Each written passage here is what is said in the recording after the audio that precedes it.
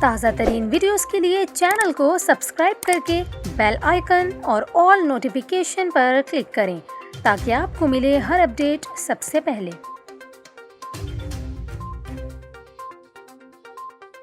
اور ابھی آپ کو اہم خبر دیں، سندھ میں national command and operation centre کے فیصلوں پر عمل درآمد شروع ہو گیا ہے۔ آپ کو بتائیں کہ سندھ کے وزیر ٹرانسپورٹ اویس شاہ کا کہنا ہے کہ NCOC کے فیصلے کی روشنی میں مسافر گاڑیوں میں کرونا ویکسینیشن سرٹیفکیٹ چیک کیے جائیں گے، اور اس سلسلے میں سندھ کے تمام ریجنل ٹرانسپورٹ سیکرٹریز کو بھی احکامات جاری کر دیے ہیں۔ صوبائی وزیر ٹرانسپورٹ کا کہنا تھا کہ بین الصوبائی اور بین الضلعی پبلک ٹرانسپورٹ میں کرونا ویکسینیشن سرٹیفکیٹ چیک کرنے کا فیصلہ کیا ہے۔